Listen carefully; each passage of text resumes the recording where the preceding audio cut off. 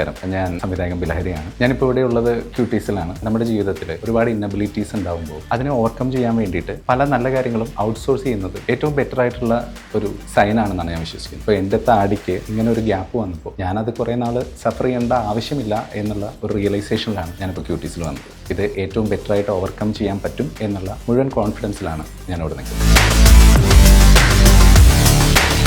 Plan ചെയ്ത പോലെ എനിക്ക് എവിടെയൊക്കെയാണ് ഹെയർ വരേണ്ടതെന്നുള്ള മാർക്കിംഗ് കഴിഞ്ഞു. ഇനി ട്രിമ്മിങ് സെഷനിലേക്കാണ്. അത് കഴിഞ്ഞിട്ടാണ് ബാക്കി പ്രൊസീജിയേഴ്സ്. എന്തായാലും അതിലേക്ക് കിടക്കുകയാണ്.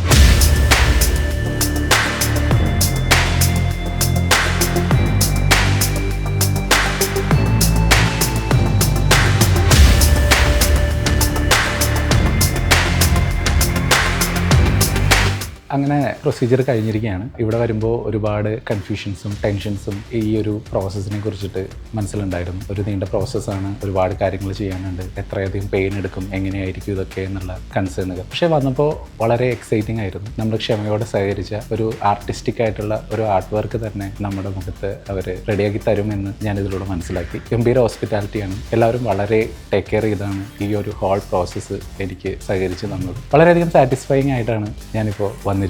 ഇനി ഇതിൻ്റെ റിസൾട്ട് അറിയാനുള്ള, അതായത് ഇതിൻ്റെ ഇത് വരാൻ പോകുന്ന ഒരു കാഴ്ച അറിയാനുള്ള ക്യൂരിയോസിറ്റിയിലാണ് ഞാൻ.